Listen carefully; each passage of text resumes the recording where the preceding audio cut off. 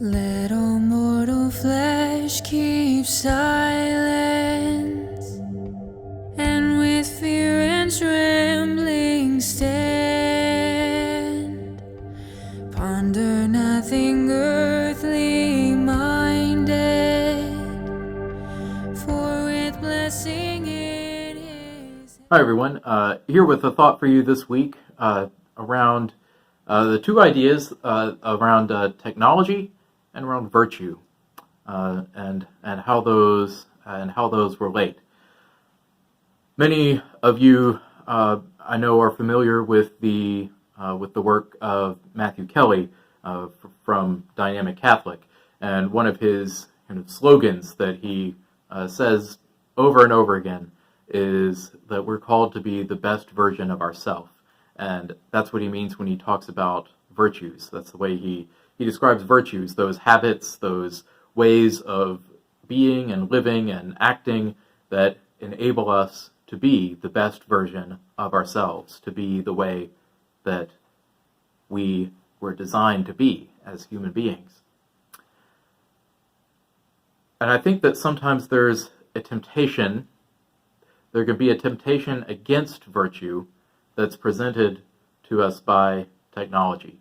Now, of course, technology is wonderful. Technology is what's allowing you to see and hear me right now as you're watching this.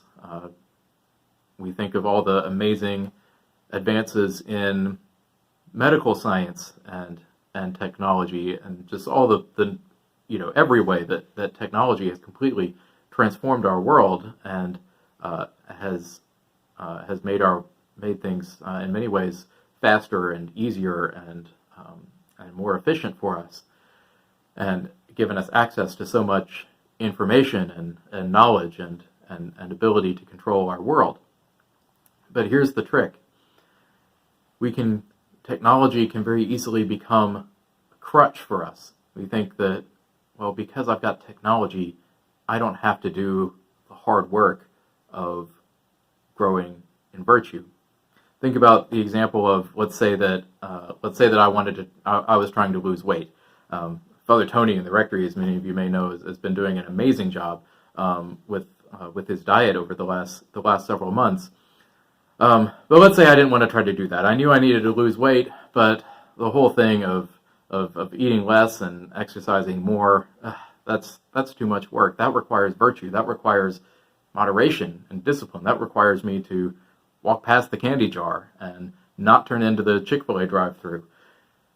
So instead, I look to, well, maybe I can use technology instead. I can take these magic pills or have this magic procedure done or even have this surgery, and then I can keep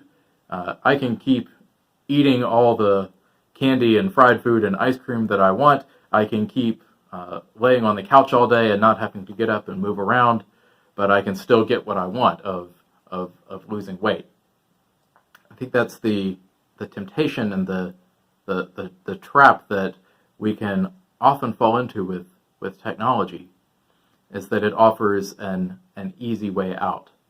See, the thing is that if I do that, well, then as soon as I stop taking those pills or having those procedures done or after the surgery is done or whatever it is, well, I haven't changed. My habits haven't changed. And so I'm going to gain that weight right back.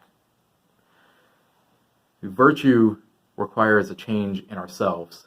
It requires us to internalize that desire to be moderate, to be just, to be patient, to be humble, to be obedient, to be loving, to be faithful, to be hopeful. There's no technology, there's no app, there's no device, there's nothing that can substitute for that.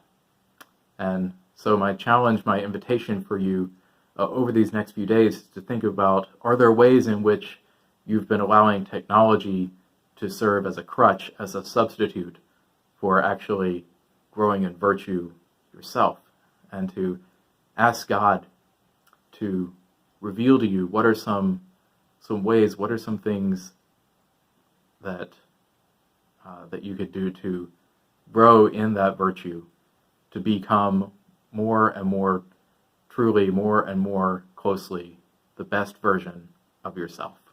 God bless you.